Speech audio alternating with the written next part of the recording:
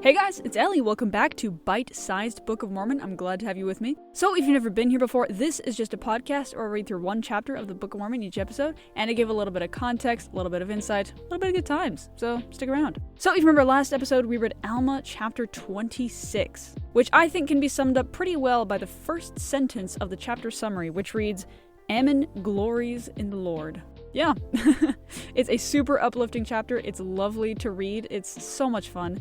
It says the word rejoice 7 times, and it says praise 4 times, etc. Oh my goodness. Please go listen to that episode or read that chapter or what have you. Go consume Alma 26 in some form.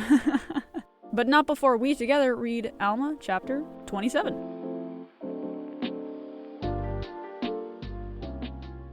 Now it came to pass that when those Lamanites who had gone to war against the Nephites had found, after their many struggles to destroy them, that it was in vain to seek their destruction, they returned again to the land of Nephi. And it came to pass that the Amalekites, because of their loss, were exceedingly angry, and when they saw that they could not seek revenge from the Nephites, they began to stir up the people in anger against their brethren, the people of Anti-Nephi-Lehies. Therefore they began again to destroy them. Now this people again refused to take their arms, and they suffered themselves to be slain according to the desires of their enemies. We've devolved here. Initially what happened is that loads of Lamanites started killing the Anti-Nephi-Lehies because the Amalekites and the Ammonites, again those horrible, angry Nephite dissenters, kind of egged them on to do so. And then there's a lot of Lamanites that got converted, but the Amalekites remained unmoved. And so instead of reflecting on their actions and the fact that they just murdered a bunch of innocent Anti-Nephi-Lehies, they blamed the Nephites and they shifted the blame towards them and went to battle against them. And then, as it turns out, in the beginning of this chapter, they got back from battling the Nephites after having failed, and now they're once again blaming the Anti-Nephi-Lehies, and now they're killing them again. They clearly did not learn their lesson the first time, because they're back at it. It's just kind of funny that first they were killing the Anti-Nephi-Lehies, then they were trying to kill the Nephites, and now they're back to killing the Anti-Nephi-Lehies, after having failed to fight the Nephites. Because the Nephites, for some odd reason, actually fight back. So, if you remember a couple chapters ago when the Anti-Nephi-Lehies just bowed themselves before the attacking Lamanite army and died while praying, that same thing just happened again, in a lot fewer words. And it's mind-blowing to me that it was not a one-time thing. It was multiple times that these people were humble enough and faithful enough, and, as last chapter said, loving enough to just accept their death, and to not raise a weapon against their enemies, because they're not enemies in their eyes. They're brethren, according to the Anti-Nephi-Lehies. Oh my goodness, I never realized that wild circumstance of Anti-Nephi-Lehies getting just sorted down by the dozen happened twice? Cheese and crackers, the Amalekites really do suck. Because they're kind of the motivating force behind all of these. Initially, when the Lamanites were first attacking the Anti-Nephi-Lehies, the Lamanite dissenters among them were the ones that were egging them on, as I mentioned. And so these Amalekites are really a problem.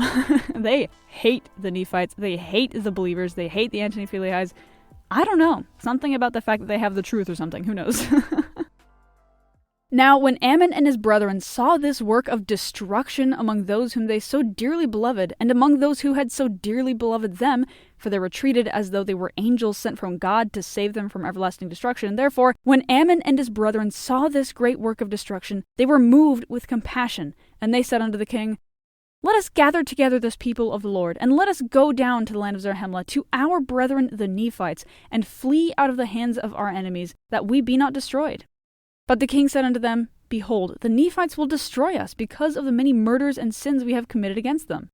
And Ammon said, I will go and inquire of the Lord, and if he say unto us, Go down unto our brethren, will ye go? And the king said unto him, Yea, if the Lord saith unto us, Go, we will go down unto our brethren, and we will be their slaves, until we repair unto them the many murders and sins which we have committed against them. But Ammon said unto him, It is against the law of our brethren, which was established by my father, that there should be any slaves among them. Therefore let us go down and rely upon the mercies of our brethren. But the king said unto him, Inquire of the Lord, and if he saith unto us, Go, we will go, otherwise we will perish in the land. This is fascinating.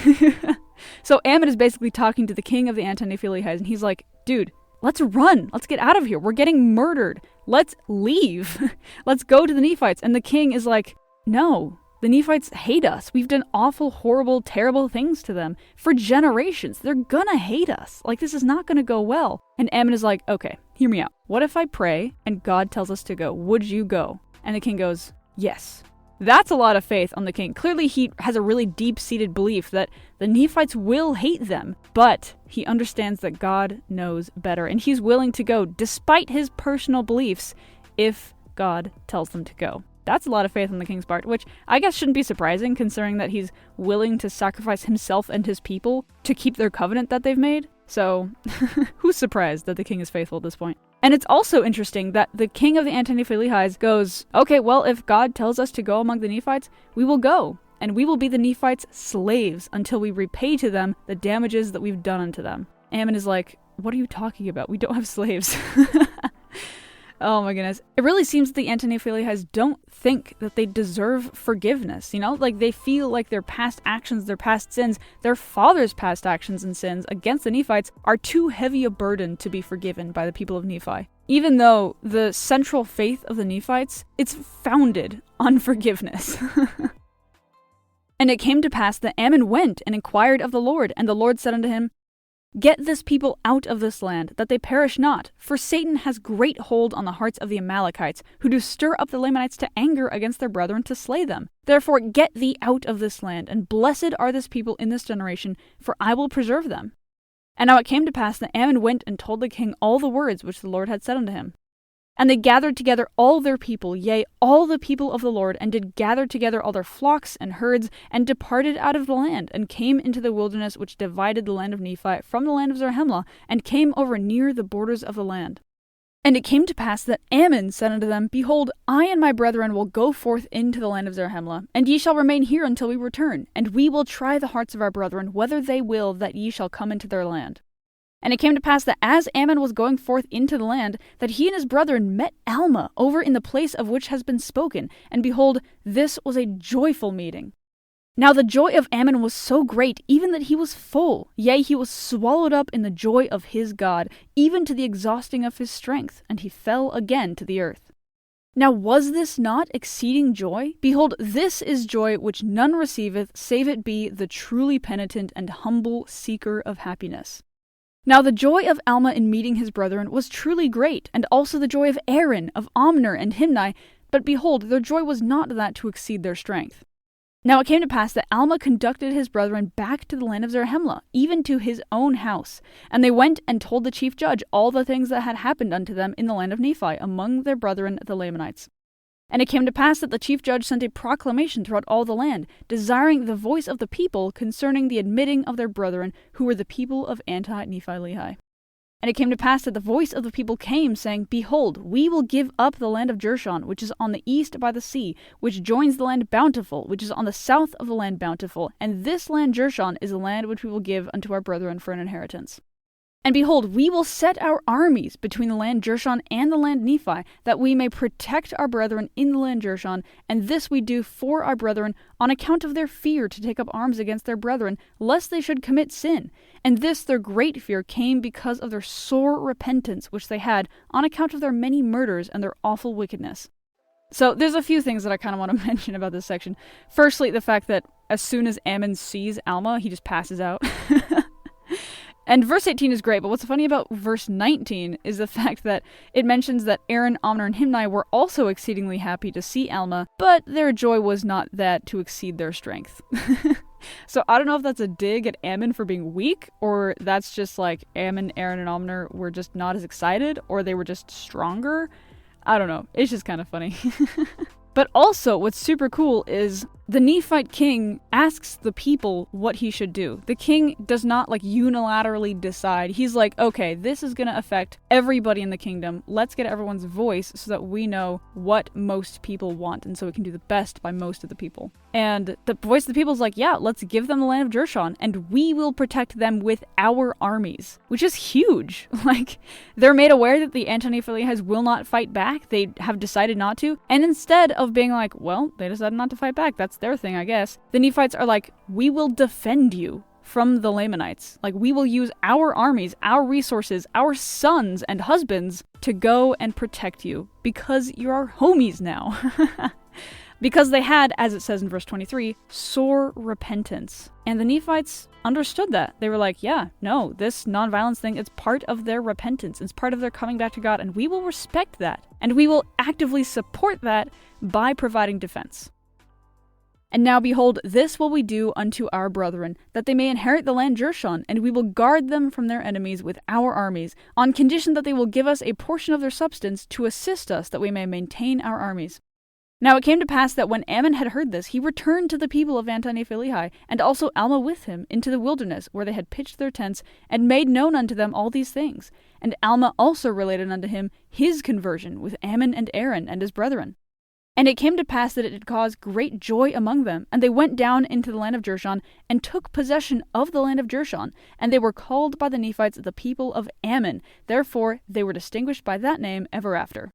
What I love is the fact that when Ammon goes to the Anti-Nephi-Lehies, or rather the people of Ammon, to tell them the news that they got the land of Jershon and that, this whole setup with the armies, Alma comes with him and tells the people their story of conversion. Alma describes to them what it was like to have an angel come down and backhand him and all of Ammon, Aaron, Amnon, and Himni as well, which I think was partially to calm the Anti-Nephi-Lehies' nerves. Because, as we mentioned earlier, the king, at least, and likely many of his people, didn't think that the Nephites would forgive them. And so they were likely really nervous that the Nephites would come out and attack them, despite the fact that God told them to go, and God told them that they'd be protected if they went. And so Alma came out and told them their conversion story, or rather his conversion story, with the brothers of Mosiah. And it mirrors the Ammonites' story. Alma and his homies were doing awful, terrible things, and then they were converted and their lives were changed. And these Ammonites, which were previously Lamanites, were also awful people. They had done terrible things, but they were converted and they have been forgiven. And I'm sure Alma just really drove home the point that if Alma could be forgiven for actively going against the church, then the Lamanites could be forgiven for sinning all their lives in ignorance. And they were among the people of Nephi, and also numbered among the people who were of the church of God. And they were also distinguished for their zeal towards God, and also towards men. For they were perfectly honest and upright in all things, and they were firm in the faith of Christ, even unto the end. And they did look upon shedding the blood of their brethren with the greatest abhorrence, and they never could be prevailed upon to take up arms against their brethren, and they never did look upon death with any degree of terror, for their hope and views of Christ and the resurrection. Therefore, death was swallowed up to them by the victory of Christ over it. Therefore, they would suffer death in the most aggravating and distressing manner which could be inflicted by their brethren before they would take the sword or scimitar to smite them. And thus they were a zealous and a beloved people, a highly favored people of the Lord. Dude, that's amazing. I love the description of just what the Ammonites were like, how they integrated into Nephite society, how the general Nephite society regarded them, and who they kind of matured to be as a people. Because again, the Anti-Nephi-Lehies, they're very young people, but they kind of come into themselves in the last few verses, and it's just kind of described how they are zealous and how they're, faithful to the end. And oh my goodness, verse 28, extremely iconic. It's so good, especially the last phrase. Therefore death was swallowed up to them by the victory of Christ over it. Wow. That is really cool. It is the fact that they don't fear death. Like, they are completely faithful, and if they die, then they die. And in fact, verse 29, the next verse, goes on to explain that they would die the most horrendous death possible before they would raise their weapons to defend themselves. That is so cool. Alma 27:28 is definitely one of my favorite scriptures because it's awesome. And it also talks about, the beginning of verse 28, it says, they did look upon the shedding of the blood of their brethren with the greatest abhorrence. Like, they were disgusted by the idea of shedding anyone's blood, when not so long before, they were average Lamanites that would just kill each other. If you remember King Lamoni, when Ammon first met him, he would kill his servants that weren't able to keep the sheep away from the bandits. He would just kill them. And now, as Anti-Nephi-Lehies, they would never consider doing such a thing. But anyways, the standout verse for this chapter is actually going to be verse 18, which says, Now was not this exceeding joy? Behold, this is joy which none receiveth, save it be the truly penitent and humble seeker of happiness. So this, I'm pretty sure, was an inclusion by Mormon because it just kind of sticks out to me. It's kind of an oddball verse. I really love it, but it totally feels like Mormon just kind of jammed it in there because it's a quick little pause of going, look, you saw how Ammon passed out from joy? Isn't that amazing? Isn't this true godly joy? And then it continues the narrative.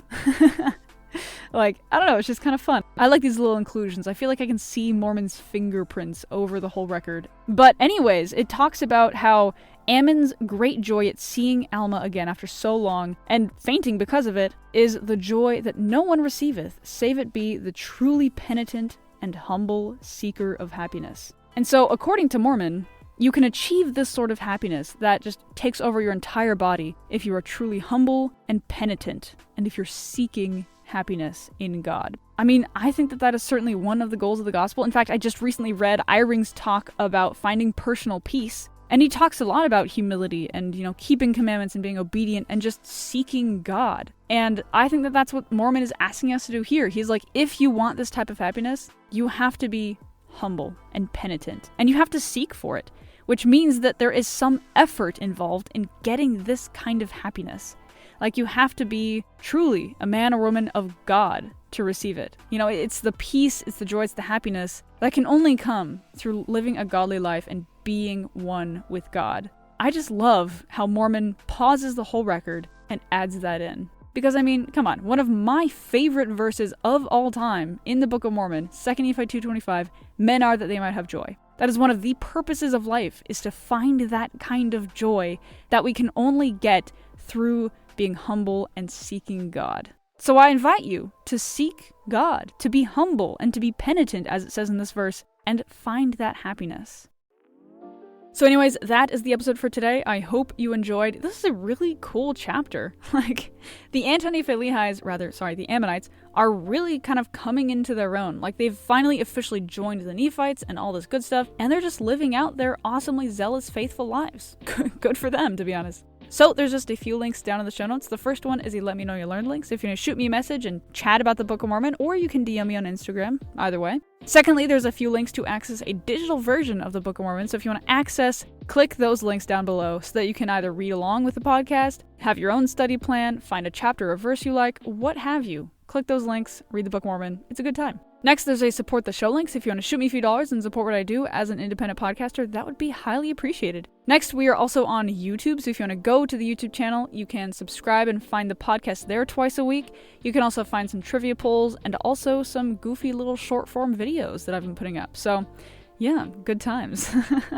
And finally, we are on Instagram. So if you want to go, click the link down below and follow me. That would be lovely. You can find episode announcements and clips. You can find standout verses. You can find stupid meme reels. You can find trivia and updates on the story, etc., etc. So yeah, find me there. Anyways, yeah, that's all I have for you today. I'll talk to you later. Bye.